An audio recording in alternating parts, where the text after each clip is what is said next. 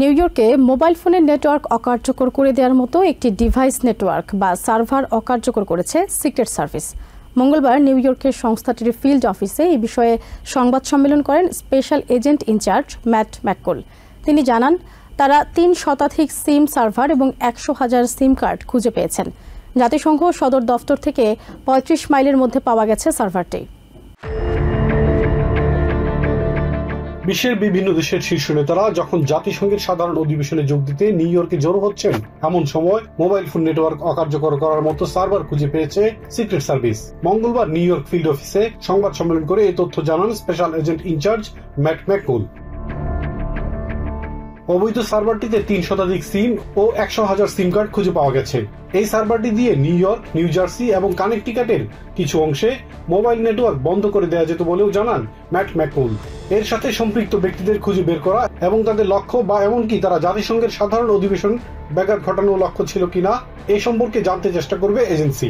We will continue working towards identifying those responsible and their intent, including whether their plan was to disrupt the UN General Assembly. ম্যাককল আরো জানান, খুবই সুসংগঠিত এবং অর্থায়নকৃত এই পরিকল্পনায় যারা জড়িত তাদের কারণে ফেডারেল আইন প্রয়োগকারী সংস্থা হুমকিতে ছিল। মাত্র ১২ মিনিটের মধ্যে পুরো দেশের নাগরিকদের মাঝে টেক্সট মেসেজ পাঠানোর মতো সক্ষম ছিল সার্ভারটি।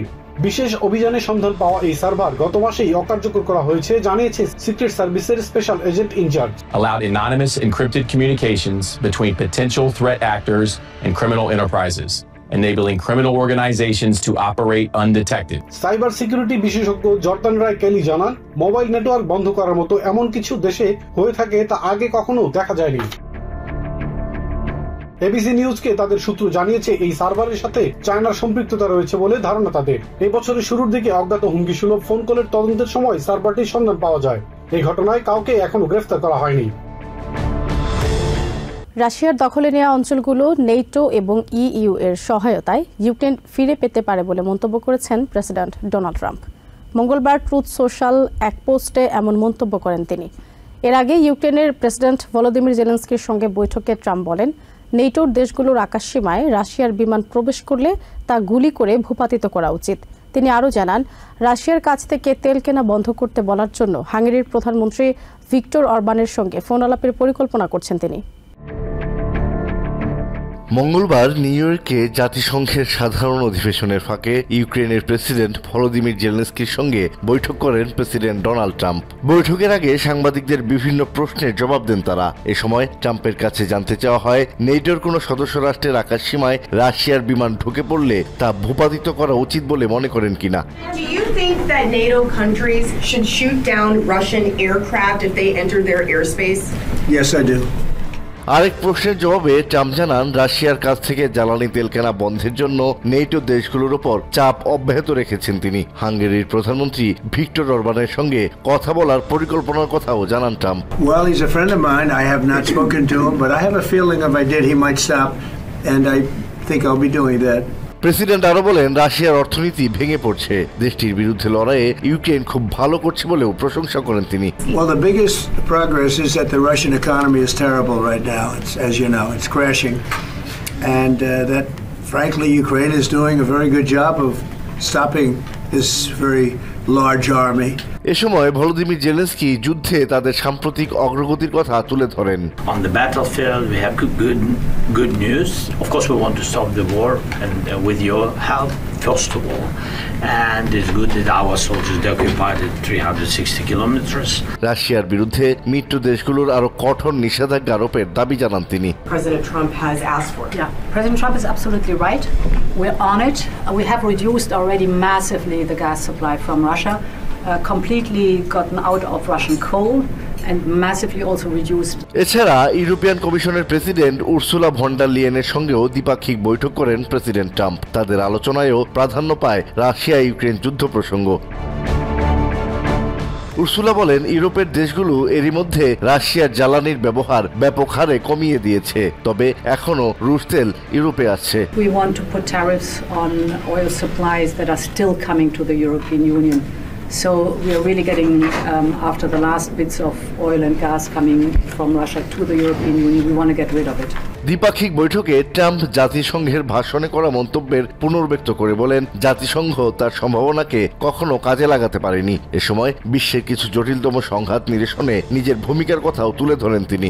By the UN. The UN has tremendous potential. It's going to hopefully put out the wars themselves. I mean, someday it's going to do what I've been doing. এসব বৈঠকের পর সামাজিক মাধ্যম ট্রুথ সোশ্যালে এক পোস্টে ইউক্রেন যুদ্ধ নিয়ে রাশিয়ার তীব্র সমালোচনা করেন ট্রাম্প। প্রেসিডেন্ট বলেন, আগ্রাসন শুরুর পর থেকে রাশিয়ার দখল করা সব অঞ্চল ইউরোপিয়ান ইউনিয়ন এবং নেটোর সমর্থনে ইউক্রেন পুনরুদ্ধার করতে পারে বলে মনে করেন তিনি। এর আগে ট্রাম্প বলে আসছিলেন, এই যুদ্ধ শেষ করতে উভয় দেশকেই নিজেদের জমি ছেড়ে দিতে হবে। শান্তিতে নোবেল পুরস্কার পেতে হলে প্রেসিডেন্ট ডোনাল্ড ট্রাম্পকে গাজায় ইসরায়েলের হামলা থামাতে হবে বলে মন্তব্য করেছেন ফ্রান্সের প্রেসিডেন্ট ইমানুয়েল ম্যাক্রো। গণমাধ্যমকে দেয়া একান্ত সাক্ষাৎকারে তিনি বলেন, গাজায় যুদ্ধ বন্ধে ট্রাম্পই একমাত্র ব্যক্তি যিনি সরাসরি ভূমিকা রাখতে পারেন। মঙ্গলবার জাতিসংঘের সাধারণ অধিবেশনের সাইডলাইনে প্রেসিডেন্ট ট্রাম্পের সাথে বৈঠক করেছেন প্রেসিডেন্ট ম্যাক্রো। বৈঠকে দুই পক্ষের জন্যই একটি সমাধানে পৌঁছানোর অঙ্গীকার করেছেন president Trump. President Donald Trump গাজায় যুদ্ধবিরতি বা শান্তি বাস্তবায়নে সবচেয়ে গুরুত্বপূর্ণ ভূমিকা রাখতে পারেন বলে মন্তব্য করেছেন ফ্রান্সের প্রেসিডেন্ট ইমানুয়েল ম্যাক্রো। মঙ্গলবার ফ্রান্সের টেলিভিশন BFM টিভিতে দেয়া এক সাক্ষাৎকারে এই কথা বলেন তিনি। ফ্রান্সের প্রেসিডেন্ট বলেন, একজন ব্যক্তি এ বিষয়ে কিছু একটা করতে পারেন, আর তিনি হলেন আমেরিকার প্রেসিডেন্ট ডোনাল্ড ট্রাম্প। কারণ গাজায় হামলা চালানোর জন্য আমেরিকাই অস্ত্র সরবরাহ করে বলেও জানান তিনি। জাতিসংঘের সাধারণ পরিষদে প্রেসিডেন্ট ট্রাম্পের দেয়া ভাষণ থেকে তিনি শান্তি চান উল্লেখ করে ম্যাক্রো বলেন, ট্রাম্প আসলে শান্তিতে নোবেল পুরস্কার পেতে চান। এ সময় ফ্রান্সের প্রেসিডেন্ট বলেন, নোবেল শান্তি পুরস্কার কেবল তখনই সম্ভব যদি এই সংঘাত বন্ধ করা হয়। জাতিসংঘের সাধারণ অধিবেশনের সাইডলাইনে প্রেসিডেন্ট ট্রাম্পের সাথে বৈঠক করেছেন ফ্রান্সের প্রেসিডেন্ট ম্যাক্রো। বৈঠকে সাংবাদিকদের প্রশ্নের জবাবে প্রেসিডেন্ট ট্রাম্প বলেন, প্যালেস্টাইনকে রাষ্ট্র হিসেবে স্বীকৃতি দেওয়া মানে হামাসকে সম্মান জানানো। 2023 সালের 7 অক্টোবর হামাসের হামলার কথা উল্লেখ করে প্রেসিডেন্ট বলেন, এমন কাজ কেউই করতে পারে না। এ সময় হামাসের কাছ থেকে বন্দীদের মুক্ত করার ও যুদ্ধবন্ধের ব্যাপারে অঙ্গীকার করেন president Trump. Say the last hostages are going to be the toughest ones, but you can't honor them by doing anything like you suggest. All you can do is say, we want our hostages back, and we want the war to end. We're going to want it to end, but president Trump বলেন, যুদ্ধ থামাতে হবে, একটা সমাধান আনা হবে যা সবার জন্য ভালো হবে বলেও মন্তব্য করেন তিনি। একই সঙ্গে এখনই তা থামাতে হবে বলেও উল্লেখ করেন president Trump. And we are going to get a solution, and it's going to be a solution hopefully that's good for everybody, but it's time to stop. এদিকে জাতিসংঘের সাধারণ পরিষদে গত 22 সেপ্টেম্বর ফ্রান্স স্বীকৃতি দিল দেশটির বহু টাউন হল প্যালেস্টাইনি পতাকা উড়িয়ে উদযাপন করেছে, কিন্তু এমনটি করতে না করছিল ফ্রান্সের স্বরাষ্ট্র মন্ত্রণালয় বা ইন্টেরিয়র মিনিস্ট্রি। এমন পরিস্থিতিতে অনেক শহরের মেয়ররাই বিব্রত বোধ করেছেন। প্যারিসের পাশের শহর নতেরে প্যালেস্টাইনি পতাকা উত্তোলনের পর তার নামানোর নির্দেশ দেয় স্থানীয় প্রশাসন, কিন্তু শহর কর্তৃপক্ষ অস্বীকার করলে বিষয়টি আদালতে ওঠে। আদালত পরে পতাকা নামানোর নির্দেশ দেয়। এ বিষয়ে নতেরের মেয়র বলেন, একই সরকার প্যালেস্টাইনকে স্বীকৃতি দিচ্ছে আবার পতাকা তুলতে নিষেধ করছে, এটা দ্বিমুখী আচরণ। ফ্রান্সের আইনে সরকারি ভবনে রাজনৈতিক বা ধর্মীয় প্রতীক ব্যবহার করা যায় না। Pour marquer la reconnaissance officielle de l'État de Palestine par la France. একই দিনে দুই শর্তে প্যালেস্টাইনকে স্বীকৃতি দিতে রাজি হয়েছে ইউরোপের আরেক শক্তিশালী দেশ ইটালি। হামাসের কাছে জিম্মি থাকা ইসরায়েলিদের মুক্তি এবং প্যালেস্টাইন সরকারে হামাসের অংশগ্রহণ না থাকলেই এই স্বীকৃতি দিবে ইটালি। জাতিসংঘের কর্মকাণ্ডের তীব্র সমালোচনা করেছেন প্রেসিডেন্ট ডোনাল্ড ট্রাম্প। মঙ্গলবার সংস্থাটির 80তম সাধারণ অধিবেশনের প্রথম দিনে দেয়া ভাষণে তিনি দাবি করেন, বিশ্ব শান্তি প্রতিষ্ঠায় জাতিসংঘ কার্যকর ভূমিকা রাখতে পারছে না। জলবায়ু পরিবর্তন, পশ্চিমা বিশ্বের উন্মুক্ত অভিবাসন নীতির সমালোচনা করেন তিনি। ট্রাম্প বলেন, তারা ধ্বংসের পথে যাচ্ছে। ইউক্রেন যুদ্ধ বন্ধে ইউরোপের দেশগুলোকে রাশিয়া থেকে তেল কেনা বন্ধ করতে হবে বলেও জানান তিনি। প্রেসিডেন্ট ডোনাল্ড ট্রাম্প নিউ ইয়র্কে জাতিসংঘ সাধারণ পরিষদের 80তম অধিবেশনের শুরুতেই তার অটো প্রম্পটারটি আটকে যায়। এতে লিখিত বক্তব্যের পরিবর্তে 56 মিনিটের এক ভাষণ দেন তিনি, যা নির্ধারিত সময়ের প্রায় 4 গুণ দীর্ঘ। বক্তব্যে তিনি জাতিসংঘ ও বৈশ্বিক প্রতিষ্ঠানগুলোর কার্যকারিতা নিয়ে প্রশ্ন করেন এবং নানা বিষয়ে ক্ষোভ প্রকাশ করেন। ট্রাম্প প্রথমেই জানতে চান জাতিসংঘের উদ্দেশ্য আসলে কি। তার অভিযোগ, শান্তি চুক্তি ও সংঘাত নিরসনে জাতিসংঘ কোনো ভূমিকা রাখেনি, বরং জাতিসংঘের কোনো সহায়তা ছাড়াই 7টি যুদ্ধ বন্ধে তিনি এককভাবে ভূমিকা রেখেছেন। তার ভাষায়, দুঃখজনকভাবে প্রতিটি ক্ষেত্রে জাতিসংঘ কোনো চেষ্টা পর্যন্ত করেনি। তারা কেবল শক্তভাবে লেখা চিঠি পাঠায় আর ফাঁকা কথা বলে। Our message is very simple. If you come illegally into the United States, Trump আরও বলেন, অনেকে তাকে নোবেল শান্তি পুরস্কার দিতে চায়, কিন্তু তিনি সেটা নিয়ে ভাবেন না। বিশ্ব শান্তি প্রতিষ্ঠায় তিনি যা করেছেন তা জাতিসংঘের করার কথা ছিল, কিন্তু জাতিসংঘে তার আসার পথে যে স্কেলেটরটি ছিল সেখানেও সমস্যা পেয়েছেন।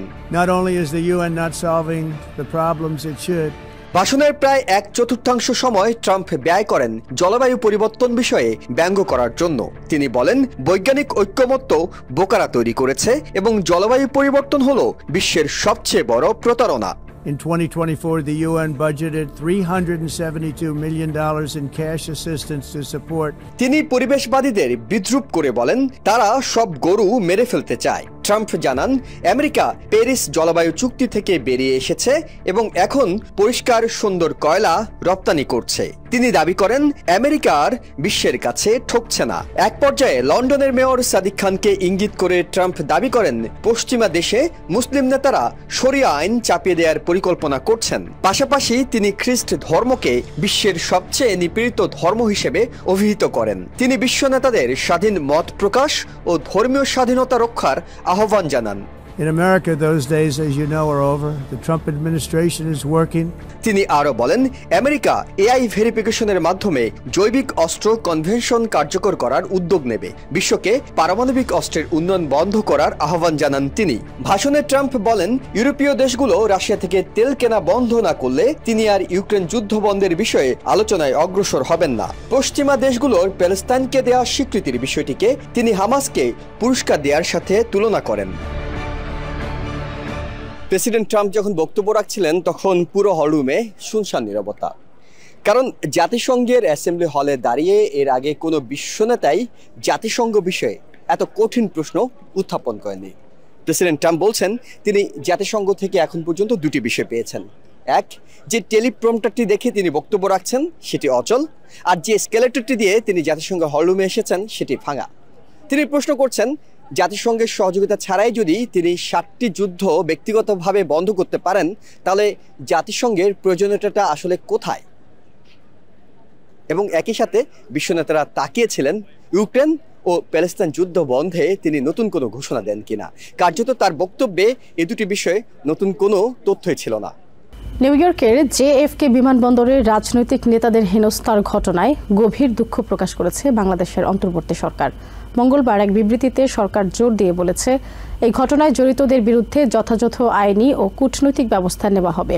প্রধান উপদেষ্টার প্রেস উইং থেকে পাঠানো বিবৃতিতে বলা হয়েছে, রাজনৈতিক সহিংসতা ও ভয়ভীতি তা দেশের ভেতরে হোক বা দেশের বাইরে কোনোভাবেই সহ্য করা হবে না। ম্যানহাটনে সংবাদ সম্মেলনে প্রধান উপদেষ্টার প্রেস সচিব শফিকুল আলম জানান, ডক্টর ইউনূসের সাথেই প্রোটোকল নিয়ে তাদের বের হওয়ার কথা থাকলেও তা সম্ভব হয়নি। সোমবার নিউ ইয়র্কে জেএফকে বিমানবন্দরে ইমিগ্রেশন থেকে বের হওয়ার সময় এনসিপির সদস্য সচিব আক্তার হোসেনের উপর ডিম ছড়ে যুক্তরাষ্ট্র আওয়ামী লীগের নেতাকর্মীরা। সে সময় বিএনপির মহাসচিব মির্জা ফখরুল ইসলাম আলমগীর ও এনসিপির আরেক নেতা তাসনিম জারাকে গালিগালাজ ও অপমানিত করা হয়। ডক্টর মোহাম্মদ ইউনূস সহ উপদেষ্টা পরিষদের সদস্যরা রাষ্ট্র প্রোটোকল নিয়ে নির্বিঘ্নে বেরিয়ে গেলেও বিপাকে পড়েন তার সাথে আসা রাজনীতিবিদরা। এ ঘটনায় এর মধ্যে দুঃখ প্রকাশ করে বিবৃতি দিয়েছে সরকার। তবে রাজনীতিকদের নিরাপত্তায় অবহেলা ছিল কিনা সেই প্রশ্নের উত্তর মেলেনি। আমাদের যেটা ছিল, আমি আবারও বলি, তাদের 5 জনই আমাদের সাথে আসার কথা ছিল এবং সেইখান থেকে আমরা ঢাকার থেকে ওই বিষয়ে আমরা প্রিপারেশন নিয়েছি এবং সেই অনুযায়ী যথাযথ কর্তৃপক্ষের কাছে তাদের লিস্টও গিয়েছে এবং সেই অনুযায়ী তারা নেমে আমাদের সাথে যেই কনভয়, সেই কনভয় নিয়ে আসবেন। ওনারা আধা ঘন্টা ওইখানে বসেও ছিলেন, কিন্তু একটা ভিসা সংক্রান্ত একটা জটিলতার কারণে ওই দিক দিয়ে আসছে ফলে যেটা হয়েছে যে ওইদিকে আমাদের প্রিপারেশনটা হতেছিল না। ম্যানহাটনে হায়াত হোটেলে সংবাদ সম্মেলনে স্বীকার করেন সবার নিরাপত্তা নিশ্চিতের যে পরিকল্পনা ছিল সে অনুযায়ী অনেক কিছুই হয়নি। আর আওয়ামী লীগের লোকরা যে এরকম করবে সেটা অবশ্যই আমাদের তরফ থেকে বলা হয়েছিল, কিন্তু কমিউনিকেশন কিছু গ্যাপ হয়েছে, এগুলো নিয়ে আমরা দেখছি। এবারের জাতিসংঘের অধিবেশনে প্রধান উপদেষ্টার ভাষণের কোন কোন বিষয় অগ্রাধিকার পাবে তা নিয়ে কথা বলেন শফিকুল আলম। বাংলাদেশের সবচেয়ে বড় তাৎপর্য হলো পুরো ওয়ার্ল্ড বিশ্ববাসীকে জানানো যে বাংলাদেশের একটা খুবই ইম্পর্টেন্ট, বাংলাদেশের জন্য একটা ফাউন্ডেশনাল ইলেকশন আমরা ফেব্রুয়ারিতে করতে যাচ্ছি। এবং আপনি একটু আগে কে যেন বললেন আমরা ফেব্রুয়ারিতে ইলেকশন হতে পারে না, ফেব্রুয়ারিতে ইলেকশন হবে, হ্যাঁ, ফেব্রুয়ারির প্রথমার্ধে। তো সেই বিষয়টাও জানানো এবং সেই যে আপনি 15 বছরের যে মিসরুল, যেই ধরনের অপকর্ম করা হচ্ছে সেগুলোর থেকে বাংলাদেশের যে ডেমোক্রেটিক ট্রানজিশনের জন্য কি কি কাজ এই গভর্নমেন্ট করছে সেই কাজগুলোও সবাইকে জানানো। এর আগে মঙ্গলবার সকালে জাতিসংঘের সাধারণ পরিষদের ৮০তম উদ্বোধনীতে যোগ দেন অন্তর্বর্তীকালীন সরকারের প্রধান উপদেষ্টা ডক্টর মোহাম্মদ ইউনূস। অধিবেশনের ফাঁকে বিশ্ব বাণিজ্য সংস্থার মহাপরিচালকের সাথে বৈঠক করেন তিনি। বাংলাদেশে যাতে স্বল্পোন্নত দেশ থেকে উন্নয়নশীল দেশে উত্তরণের পথে কোনো প্রতিবন্ধকতার মুখে না পড়ে সেজন্য WTOর পূর্ণ সমর্থন কামনা করেন প্রধান উপদেষ্টা। এরপর বিশ্বব্যাংকের প্রেসিডেন্টের সাথে বৈঠক করেন ডক্টর ইউনূস। বাংলাদেশের দারিদ্র্য বিমোচন কর্মসূচির পাশাপাশি শিক্ষা, স্বাস্থ্য, অবকাঠামো খাতে অর্থায়নের বিষয়টি উঠে আসে তাদের বৈঠকে। অধিবেশন চলাকালে নেদারল্যান্ডের রানী ম্যাক্সিমার সাথেও বৈঠক করেন প্রধান উপদেষ্টা। সন্ধ্যায় প্রেসিডেন্ট ডোনাল্ড ট্রাম্প ও ফার্স্ট লেডির আমন্ত্রণে অভ্যর্থনা অনুষ্ঠানে যোগ দেন অন্তর্বর্তীকালীন সরকারের প্রধান উপদেষ্টা ডক্টর মোহাম্মদ ইউনূস। জাতিসংঘের ৮০তম সাধারণ পরিষদের অধিবেশনের প্রথম দিনেই ব্যস্ত সময় অতিবাহিত করলেন অন্তর্বর্তীকালীন সরকারের প্রধান উপদেষ্টা ডক্টর মোহাম্মদ ইউনূস। তার এই অধিবেশনে অংশগ্রহণের পাশাপাশি বিভিন্ন সংস্থার প্রধানদের সাথে বৈঠকে বাংলাদেশের সামাজিক ও অর্থনৈতিক উন্নয়ন নিয়েও আলোচনা হয়েছে। তার এই সফরের মধ্য দিয়ে বাংলাদেশের জন্য কী ধরনের সুসংবাদ নিয়ে যেতে পারেন সেটি এখন দেখার বিষয়। প্রেসিডেন্ট ডোনাল্ড ট্রাম্পের সঙ্গে ক্ষমতার ভারসাম্য রক্ষার লড়াইয়ে পেরে উঠছে না সুপ্রিম কোর্ট বলে মনে করেন সাবেক ভাইস প্রেসিডেন্ট কামালা হ্যারিস। মঙ্গলবার MSNBCর সাথে সাক্ষাৎকারে সাবেক প্রেসিডেন্ট প্রার্থী জানান, রাষ্ট্রের প্রধান নির্বাহী যাতে ক্ষমতার অপব্যবহার করতে না পারেন সেজন্য পাহারাদারের ভূমিকা পালন করে আদালত। কামাল অভিযোগ করেন, সর্বোচ্চ আদালত দায়মুক্তি দেয় প্রেসিডেন্ট ট্রাম্প জাস্টিস ডিপার্টমেন্টকে যথেচ্ছ ব্যবহার করতে পারছেন। সাবেক ভাইস প্রেসিডেন্ট কামালা হ্যারিস 2024 সালের নির্বাচনে ডেমোক্রেটিক প্রেসিডেন্ট প্রার্থী। এর বাইরেও তিনি স্যান ফ্রান্সিসকোর ডিস্ট্রিক্ট অ্যাটর্নি এবং ক্যালিফোর্নিয়ার স্টেট অ্যাটর্নি জেনারেল হিসেবে দায়িত্ব পালন করেছেন। হার্ভার্ড ইউনিভার্সিটি থেকে আইনের উপর উচ্চতর ডিগ্রি নেওয়া কামালা গত বছর অনেকটা ঘটনাচক্রে নীল শিবির থেকে ডোনাল্ড ট্রাম্পের বিরুদ্ধে দাঁড়াতে হয়েছিল। হাতে খুব একটা বেশি সময় ছিল না, মাত্র 107 দিন। এর মাঝে তাকে সবকিছু গোছাতে হয়েছে। মঙ্গলবার 107 ডেজ নামে স্মৃতিকথার প্রচারণায় গণমাধ্যম চষে বেরিয়েছেন হ্যারিস, যেখানে উঠে এসেছে ঠিক কোন পর্যায়ে এবং কিভাবে তিনি প্রার্থী হলেন। এমনকি এও জানালেন ডেপুটি হিসাবে তার প্রথম পছন্দ ছিল তৎকালীন ট্রান্সপোর্টেশন সেক্রেটারি পিট বুটিজাজ, মিনেসোটা গভর্নর টিম ওয়ালজ নয়। কিন্তু পিট সমকামী এবং তিনি কৃষ্ণাঙ্গ হয় ঝুঁকি নেওয়া শেষ পর্যন্ত সম্ভব হয়নি। অল্প সময়ের ওই নির্বাচনী প্রচারণায় কমলা বারবার সতর্ক করেছিলেন, ক্ষমতায় গেলে রাজনৈতিক প্রতিপক্ষের বিরুদ্ধে জাস্টিস ডিপার্টমেন্টকে লেলিয়ে দেবেন ট্রাম্প। মঙ্গলবার MSNBCর সঞ্চালক সেই কথার সূত্র ধরেই জানতে চান কি দেখছেন দেশের বিচার ব্যবস্থার। উত্তরে হ্যারিস বলেন, ট্রাম্পের সঙ্গে ক্ষমতার ভারসাম্য রক্ষার লড়াইয়ে পেরে উঠছে না সুপ্রিম কোর্ট। জানান, রাষ্ট্রের প্রধান নির্বাহী যাতে ক্ষমতার অপব্যবহার করতে না পারেন সেজন্য পাহারাদারের ভূমিকা পালন করে আদালত। কিন্তু সর্বোচ্চ আদালত প্রেসিডেন্টকে দায়মুক্তি দেয়, জাস্টিস ডিপার্টমেন্টকে যথেচ্ছ ব্যবহার করতে পারছেন ট্রাম্প বলে অভিযোগ করেছেন কামালা। এক্ষেত্রে নিম্ন আদালত যথাযথ ভূমিকা রাখতে সক্ষম হলেও উচ্চ আদালতের পক্ষে তা সম্ভব হচ্ছে না। তাছাড়া নির্বাচনী প্রচারণাকালে ব্যক্তিগত আক্রমণ সম্পর্কে বলতে গিয়ে হ্যারিস বলেন তিনি জানতেন রিপাবলিকান প্রার্থী কোন ধরনের মানুষ। ট্রাম্প যে যুক্তির ধার ধারেন না এবং দৃষ্টি সরিয়ে নিতে প্রতিপক্ষের ব্যক্তিগত দুর্বলতা পুঁজি করেন সেটাও অজানা নয়। সাবেক প্রেসিডেন্ট জো বাইডেনের বয়সের কারণে প্রার্থিতা থেকে সরে দাঁড়ানোর বিষয়ে অনেক আগেই পরামর্শ দিতে না পারায় নিজের দুর্বলতার কথাও স্বীকার করে নেন সাবেক এই ভাইস প্রেসিডেন্ট। গাজা যুদ্ধ বন্ধে শক্তিধর মুসলিম দেশগুলোর সঙ্গে সফল আলোচনা হয়েছে বলে দাবি করেছেন প্রেসিডেন্ট ডোনাল্ড ট্রাম্প। মঙ্গলবার জাতিসংঘ সদর দপ্তর ছেড়ে যাওয়ার সময় সাংবাদিকদের ওই কথা জানান তিনি। প্রেসিডেন্ট বলেন পরবর্তীতে এই বিষয়ে ইসরায়েলের সাথে আলোচনা হবে। এদিন জাতিসংঘ সাধারণ অধিবেশনের ফাঁকে কাতার, তুর্কি, পাকিস্তান, ইন্দোনেশিয়া, ইজিপ্ট, ইউনাইটেড আরব আমিরাত এবং সৌদি আরবের শীর্ষ নেতৃবৃন্দের সঙ্গে অবরুদ্ধ উপত্যকায় শান্তি ফেরাতে বৈঠকে বসেন প্রেসিডেন্ট। জাতিসংঘ সাধারণ পরিষদের ৮০তম অধিবেশনের ঠিক আগেই ব্রিটেন, কানাডা, অস্ট্রেলিয়া এবং পর্তুগাল প্যালেস্টাইনকে রাষ্ট্র হিসাবে আনুষ্ঠানিকভাবে স্বীকৃতি দেওয়ার ঘোষণা দিয়েছে। এরপর অধিবেশন ভাষণে ফরাসি প্রেসিডেন্ট ইমানুয়েল ম্যাক্রো একই ধরনের ঘোষণা দিয়েছেন। সব মিলিয়ে এখন পর্যন্ত সংস্থাটির ১৯৩টি সদস্যের মাঝে প্রায় ১৫০টি দেশ নিপীড়িত ও নির্যাতিত প্যালেস্টাইনের মানুষের প্রতি সংহতি জানিয়েছে। নিরাপত্তা পরিষদের স্থায়ী ৫টি সদস্যের মাঝে আমেরিকা ছাড়া সবার দ্ব্যর্থহীন সমর্থনও পেয়েছে তারা।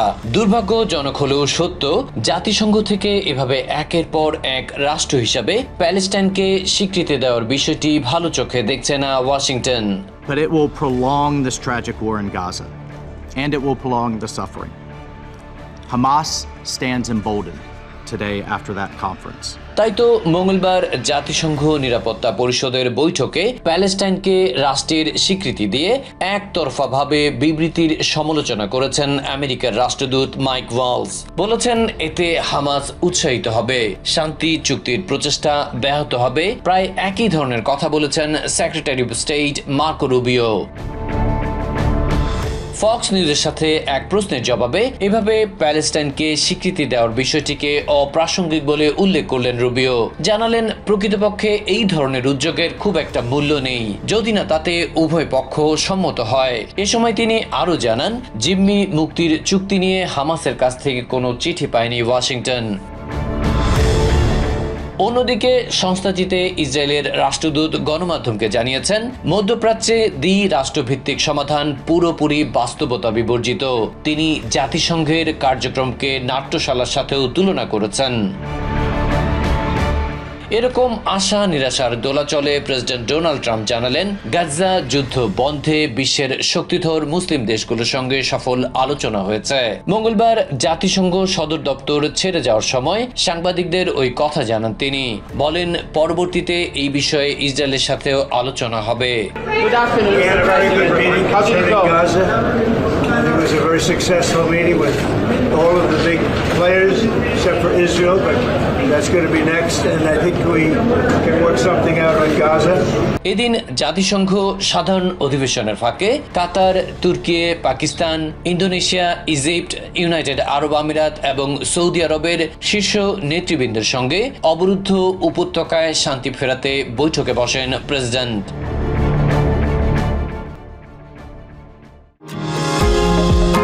নিউ ইয়র্ক থেকে সম্প্রচারিত TVN 24 টেলিভিশন বিশ্বজুড়ে বাঙালির কণ্ঠস্বর।